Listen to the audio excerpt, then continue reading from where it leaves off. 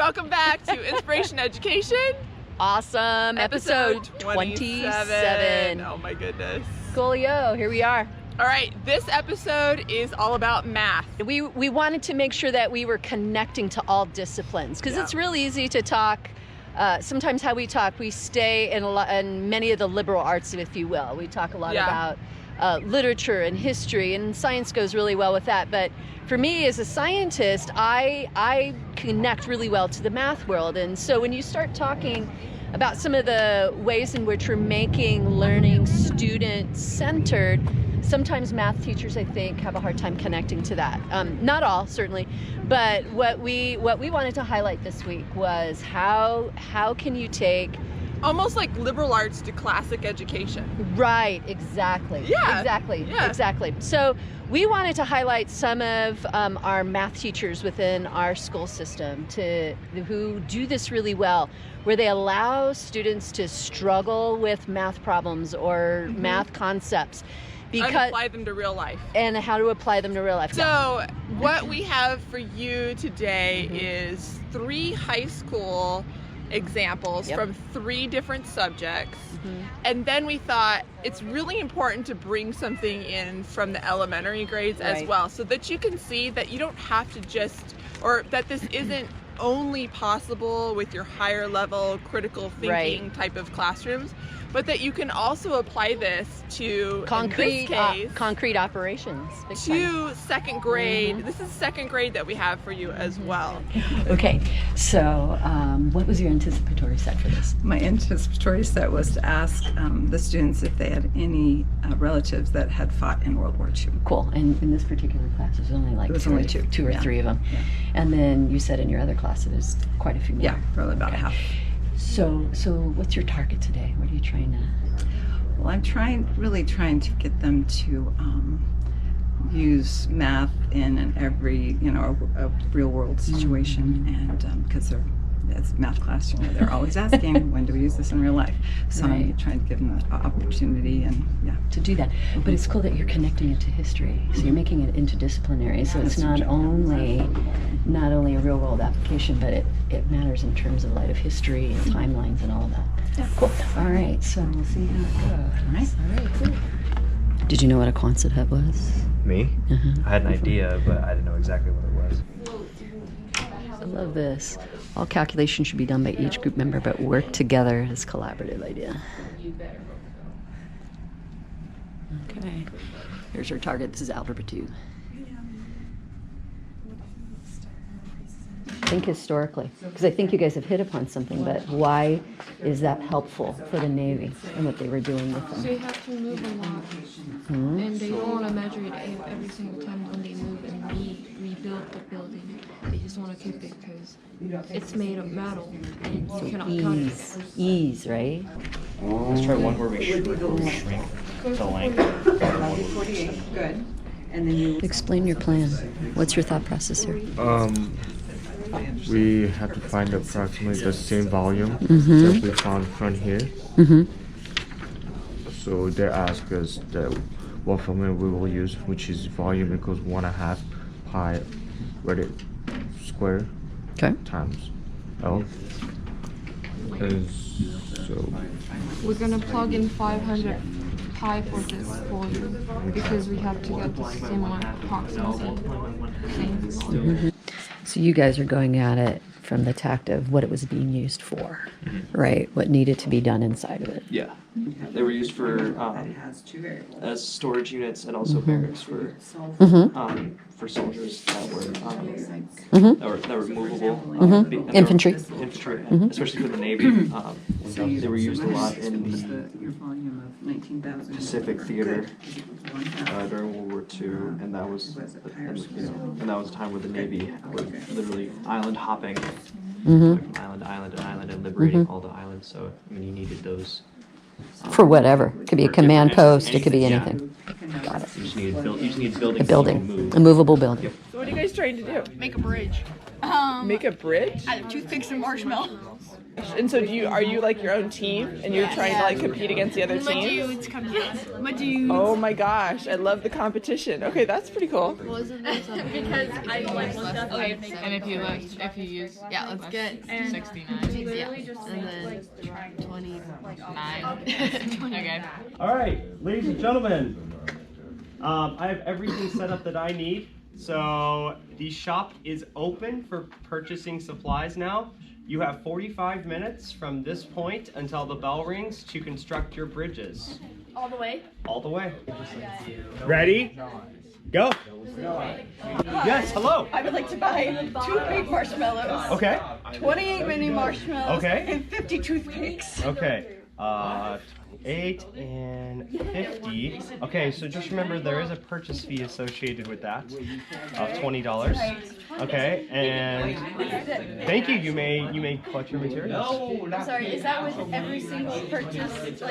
And with every single time you come up here, there will be an additional. There will be a purchase fee. Yes. Okay, so we have I cannot tell you. You need your accountant needs to figure that out. $100 left. Okay, we can work with that. Are we allowed to return items? No. No. Okay. Purchases are final. Okay. And I found out that having a store with limited quantity really ups the ante. Because in years past, I've had like 3 or 4 big bags of marshmallows for each one of them, and they could stockpile on large marshmallows. And I used to have large marshmallows worth like $100. Right. So everyone would just mass buy the large marshmallows and make these really sturdy structural bridges. I'm like, well, I need to make this a little bit more challenging. A little more challenging. Yeah. But that would be a good way to, hopefully this is working. That would be a good way to like differentiate, like the different students. Some students need more of a challenge versus some who need a bigger challenge. Most definitely. So that's cool. I love that. Remember, there's limited materials. Once the large marshmallows are gone, they're gone. Go! Once the small marshmallows are gone, they're gone. So you better hurry up and come up and get it. All right, Ryan, let's go. 44 marshmallows, tiny marshmallows. Okay. And 36 toothpicks. Okay.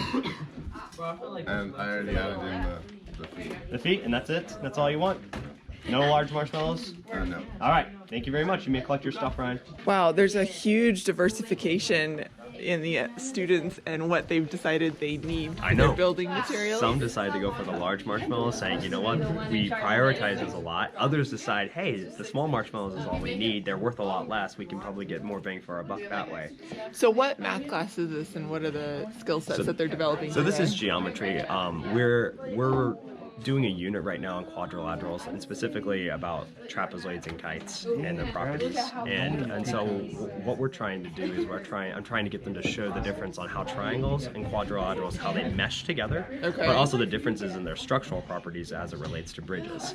And so a lot of their bonuses when they're doing this, that they're trying to do when they construct the bridge, is they're trying to either construct a bridge with lots of triangles in it, or there's some bonuses that say, hey, if you construct a bridge without using any triangles, you get a bonus. And so they're trying to figure out, how do I make sure that I have all these shapes in my bridge and I'm getting the most bonuses. Wow, and so they're actually not just learning this lesson out of a textbook, but actually applying it to real life application. Oh, most definitely. It's real life application. It's real life application because it's having them brainstorm, go through critical thinking, and this is really what engineers do in real life, is they have constraints when it comes to building bridges. They can't just There's math unload. Involved. They can't just unload a bunch of money and get the best materials. There's always a limit on the materials you can use, the type of materials that you use, the way that you design your struts or your supports. Oh my gosh. And then there's testing involved too, and so they're going to be putting weights on their bridge after rodeo break, and they need to figure out what's the best way or the most optimal way I'm going to be able to put weights on my bridge. And so even though it may not directly relate to the textbook in terms of saying, all right, hey, we're going to learn about how to find the angles of this trapezoid or how to find the midsegment, it's letting them see trapezoids and quadrilaterals and parallelograms in a new light, and so show them, hey, this is how it's actually applied. Right. All right. Engineers are more concerned with not necessarily the angles. The angles have to do with calculating stresses and calculating forces, but them seeing, oh, hey, these shapes that we're talking about, it's really important that it's an isosceles trapezoid because that's the best structural support for a bridge. Yeah. Oh my gosh. So, and then this is just something that allows them just to interact and have fun with Well, and marshmallows. also, Yeah. I mean, you mentioned that we're getting ready to hit rodeo break, which for those of you out there who have no idea what we're It's a talking Tucson about, we do get 2 days off at the end of the school week for rodeo break. And so look how, I'm going to get ready to pan out, look how involved these students are on a final day of I know. school before a break. Yeah, this is In a math Tuesday. class. They have a 5-day weekend ahead of them, and they're all plugging away and going at it. So it's really cool to see. You're amazing. Yeah. Okay, let's go see. Yeah, go see it. Oh, this looks cool. Yeah. Good job. So is that one side of your bridge? Yeah. And Okay, then yeah. across, and then another side like this. What are you working on your paper? Are you trying to are you the accountant? Yeah. You're making sure you're within budget? Yeah. And is that a little scary? A little bit. So what's the calculation you're trying to do right now? I just put all of our materials and made sure that we didn't go into debt just by buying our materials. So that, yeah. Okay. So how much money do you have left to work with? We have, I haven't finished that one yet, but we have at least like $400. What was your total budget? 2,500. So we have a little bit under 400. But, Okay. Yeah. Okay, that's interesting. Oh, so you guys are making the materials stretch by breaking them apart a little bit? Yeah. That's genius. I don't know if I would have thought of that. I see half a bridge. It's going poorly. Precisely what I was thinking. What's this guy? That guy. That was going to be an end. Oh. We have elected against that because it's a bad idea. How do you know it's a bad idea already? Because we tried it. Work. Oh. We failed real quick. Okay.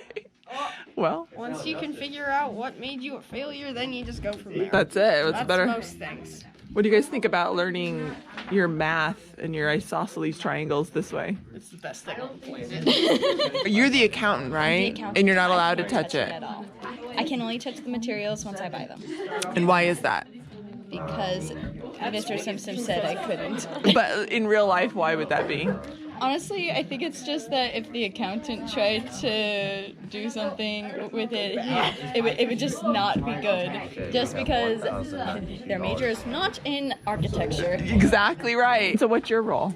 I'm a scientist, so I'm supposed to research stuff, and I'm not allowed to touch it right now, but when she actually builds it, I can touch it. So. What will you, when you're touching it then, what, like, are you testing its strength or? Yeah, so this is gonna go on top, and it's, what's it called again, the weighing pad? Yeah. So this is gonna go on top of the bridge, and then, like, my job is, like, to test it, like, to see how much, like, weight it can hold. Okay. For when we, like, actually put the weights on it.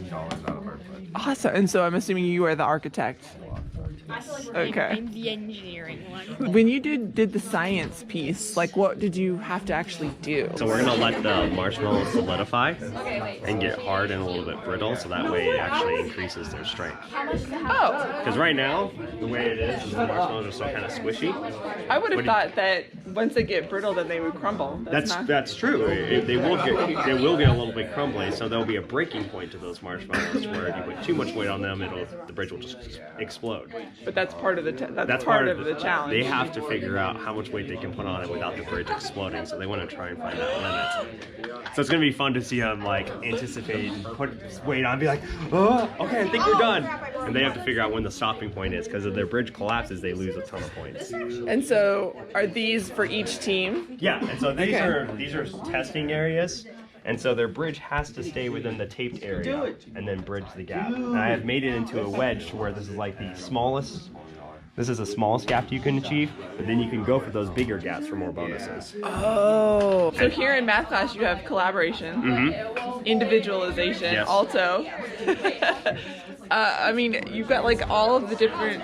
You even got differentiation because some students like to do the research, some like to do the building and the kinesthetic. Right, and they're able to go to where they feel more specialized. So I introduced the roles, and they're like, oh, hey, I'm going to be the engineer. So they self-identified which Yep, one they wanted. exactly. Were they able to pick what teams they wanted to be in? Yes. So they're able to pick what teams they wanted to be in, so they're working with people they're close with and they can work well together with. And for some teams that works out great, for others not so much. But that's also about learning life. That's learning life lessons right there, yeah. 1 week later, here we are testing out our bridges for strength. Yep. And so here we go. Here we go. We have a few teams that have already gone, but you can see they're starting. And so the whole goal is they want to place as many weights as they can on it. They can place poker chips or the 100-gram weights. They have to choose when to stop. Attack at this age, but it might happen. Why would they stop? Just to say. Because if their bridge collapses, they get a penalty. So they want to try and figure out when is that sweet spot of their bridge holding the most weight without collapsing. So they got to be smart. They got to be smart. You don't want to overstretch your bridge. Exactly. Hey, Lindsay, you can keep it on there? All right. Are you going to stop or are you going to... We're gonna readjust. You got to keep it there for 10 seconds. Stop counting. Oh, no. Okay, that's... Come on. 4, 3, 2... Oh! It did fall off. It did not last for 10 seconds. It's gone yet? Yeah. How did it do? Because this looks like tightly compact, like it would have lasted. We did 6 weights. That's pretty good, isn't it? Yeah, it's alright. Nice. It's light work. Hey, tell me where to put them. I'm so scared.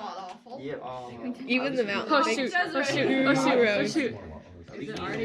No, I don't think so. Wait, don't put that time! Oh, it's gonna snap. Wait, Look how you distributed the weight. wait, it's not. Oh, I see a little bend. This isn't gonna do It's anything. up to you Yeah, I guys. gotta put more on them, bro. 16. Oh, I think it's moving now. Okay, yeah, we're good. We're You're good. good? Alright, pull it off. Hey, for the next one, y'all is gonna. Good job. Alright. Place your bridge on. It's a lot more stressful when you put it there, right? Oh, yeah. Oh, it's sliding. Okay. Oh, it's gonna fall. It's breaking, bro. Some more on that now. That's it. It's breaking. Yeah, I told you. Yeah, leave it. It fell. Very good. So we have another exciting day. Yes. I almost said to And you're getting like so much better that even when I gave you the 2-step problems, wow, you were like, yes, this is fun, this is exciting. You know how to measure? Yes. Do you know how to count money? Yes. Do you know how to make a picture? Yes. I'm going to let you to be free for you to work with your partner and to try how can you do it. So remember that you are the one in charge of what you need to do to solve the problem, okay? Go to the same group that you were yesterday. Matthew, your group. Okay? Let me read the problem first. Yes,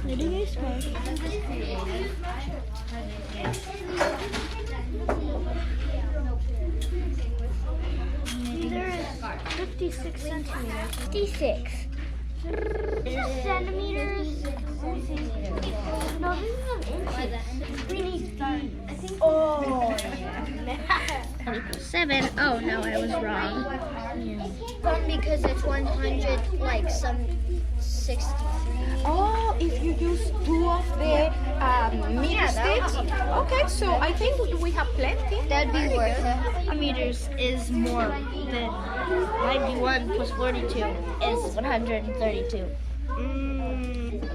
Are you videotaping this? So, what I'm getting from this is you have given them word problems on a sheet of paper. Yes. And you've given them tools. You haven't told them what tools they need, other than that you've been practicing this for a while now. So they're very familiar with the tools. And you say, go for it. Yes. Try to figure it out. Wow, talk about making them use their brains, and you're not just writing a math problem on the board and solving it for them.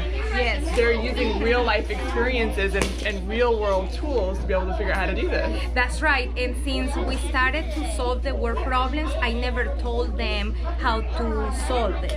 They just use what they know about subtraction, addition, how to measure, how to count money, right. And they are just getting more flexible about how to use the methods that they know, right. And the new methods like the bar model or right. the math mountain. So they are finding that useful to use those diagrams to help them to solve the problems. And they get to work with their friends. They get to work in groups so that if one gets stuck, then they can lean on another person to help them figure it out. Exactly. And yesterday, one of the students was explaining to the other why he totally knew that was his answer, that his answer was correct. So that's very neat to see them talking about math and using the right terminology. Well, because now they're not just hearing it from you, they're hearing it from their peers, their second grade peers, which helps them to better understand what they're learning. That's right. You're amazing. 91 plus 91 is 182. And then we need 135.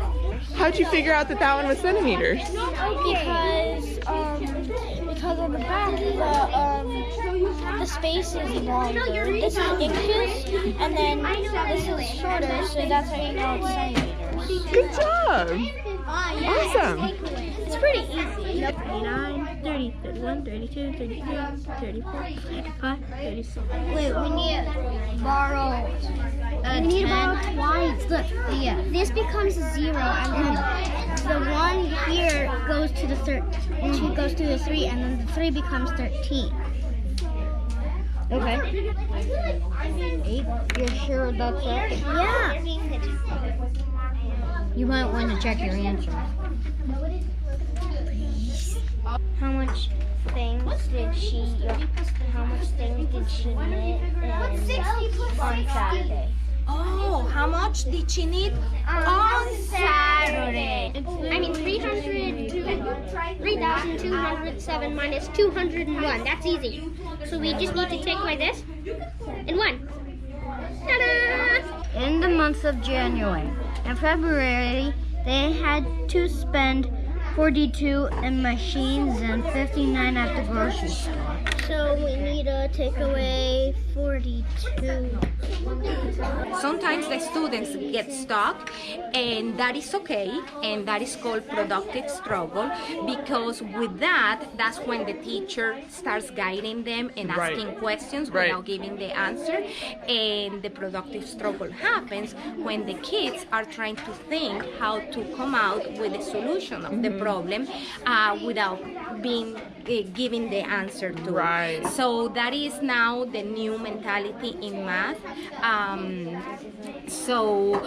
There is this idea that if you keep on trying, eventually you are going to start coming out with the strategies and use the resources that you have to think about it, how to solve a problem. Because you always learn better if you're doing it yourself. Exactly. And there might be a group of students that, let's say today or tomorrow, they won't be able to solve it, but I will save that problem, and at other time I will give it back to them, and we will see if they can figure it out. And how satisfying when they get to actually figure out. Exactly. They feel very accomplished, and my job is to keep helping them with questions to promote the thinking. 73, 74, 75. Wait, 76, 1, 2, 3,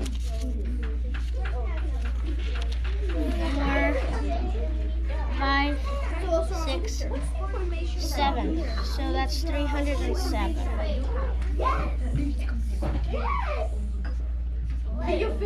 Oh, what?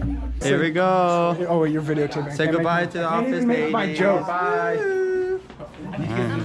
This is a great line we're doing, guys. Oh, God. Children, why are you pushing? Thank you. What are you guys hoping to remodel? Like kitchen, bathroom, living room? What are you looking for? Kitchen. Kitchen mainly? Cool. It's already open concept, so it makes it a little nice. easier. Heck yeah, that makes it a lot easier. Well, I can tell you our group right here, we're going to be looking for a stainer for wood, as well as some wood for a pony wall. Grayson, what are we looking for? Paint swatches. Awesome. And turf? Turf, yeah, turf as well. Gonna try to make Miss Harper a fun little play area in the backyard. So yeah. Another thing is some wood for the floors, because they're hecka ugly right now. Stainer. We got stainer. And yeah, other than that, we're good. We'll check in with the other groups in a little bit. So. All right, made it to Lowe's. About 40 minutes to go into the different departments. We've got $35,000 for our budget for renovations. I've divvied it up So where we have about 2,000 for the kitchen, about 10,000 for the kind of living room, paint area, things like that. And then for paint, basically everywhere in the house, we did around 5,000. And outside is about 15. So yeah, so we got a lot for turf for the backyard, just in case. Also little plants and flowers if we need it. So yeah, we're heading on in. Here we go. Where do we want to head first? To the left is all the paint and stuff. Yeah, what are we looking for? We got 2x4s. We got the prices. Okay, you did? 9x1. How much are the 2x4s looking? $3 something. Well, for how many feet? 7.7. 7.7 feet was $3. Really? Yeah. Holy crap, for real? Yeah. Okay, well, yeah, I guess we'll go with 7 then, Jazz, 'cause I didn't know it was gonna be that cheap. Man, doing this on GoPro makes my life look so much cooler. What's your guys' budget for paint and stuff? Oh, it's beautiful. Our budget is about 11,000, so about 33,000-ish for the rest of our rooms. Holy crap! So we've got a lot to work with. Nice. I'm very content. What are you guys looking for? Tile so far. Tile? Okay. That's what we're looking for. You know, we're trying to find like this white and streaked marble tile for the kitchen. You know, because it's gonna go with. We want something that's gonna go with the floor, like with the wood flooring, because we're putting wood overall. Okay. So we want something that's gonna complement the wood with the tiles. Hello. We found our, You found your sample. What is this going to be for? the flooring. The flooring in living room? The house. The whole house? Cool. About how much is it per square foot? $1.04 for the sample. Awesome. Per Okay. square foot. It's Per square foot. And Right. It's 2.16 is one tile. So Okay. It's 226. We calculated $977.60. Okay. Do you think it was worth it coming to Oh, Lowe's? yes, definitely. Yes? You can, because we didn't even know about this. The Sheens? Yeah, I was completely clueless. Yeah. Time to go. Oh, I'm finishing. We're leaving. How we doing, my brother? Good, Jack. How are How you? we doing, people? He swears he's gonna win too.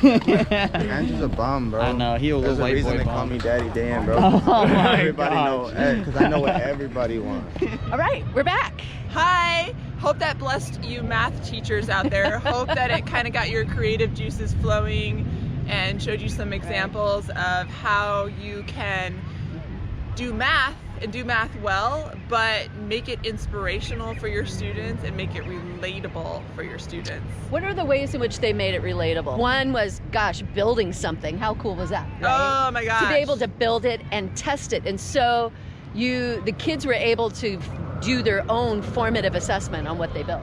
Right. If you think about it, right? By Right. putting the weights on it. That was pretty cool. And in second grade, you saw where the students were using the tools that they're somewhat familiar with, like measuring sticks and yardsticks and measuring tape and things like that.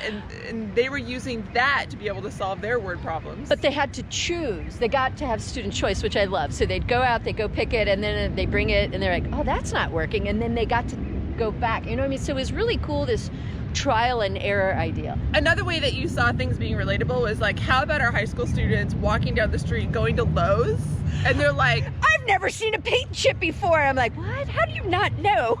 Well, not a paint chip, but like there's different kinds of paint, right? Oh, Indoor, okay. outdoor, satin, and whatever else. So That's they were so cool. learning and applying math concepts, but they were also gaining real world skills. Right, and they didn't know how expensive some things were or how inexpensive some things were. It was awesome. Right. Yeah, so they had a budget to go from based on how much the house cost. I mean, yeah, it was just really incredible. Yeah. Real world example. Oh, you know what? There is one other thing that I wanted to say as a disclaimer. I, as a non-math teacher, it was so hard for me to not cut things out because I thought, well, because my brain doesn't work that way, and I thought, this is getting boring. But this is for you. This lesson is for the math teachers. Yeah. This was for you you think guys. in isosceles triangles, and I do not. Our desire was that math teachers can see that math is best taught in a contextual manner. Yeah, and you needed to have that content in there so you could fully Yeah. understand how you can use this in your classrooms. Okay, so be inspired in whatever way that can be, whether that's this is really cool. Okay, so our guidance counselor needs to take our PSAT data and number crunch it. She doesn't know how to do it. Yeah. So of course yeah. she's removed all the names away from the kids. So it is, you know, we're protecting everybody's privacy. She's giving the data to the statistics class to number crunch for her. So cool. I mean, pie chart and graph. the whole thing. And she's not, you know, and the stat teacher is not going to tell them how to do it. She's going to do it in advance so she can kind of see, get an idea, but she's going to have the class do it. So there's all sorts of ways in which you can collect real world data and do something with it. Collaborate with your science teacher, collect data, and analyze it. I mean, there's all sorts of ways. So anyway, hope you math teachers out there, this episode was for you. Hope you guys were inspired. Let us know if you gained something from this. Give us feedback, please. You are going to use it or have used it now in your classroom. We would love to hear from you. All right, thanks for watching. We love you guys. Even though we don't know you, we love you. Bye. Bye.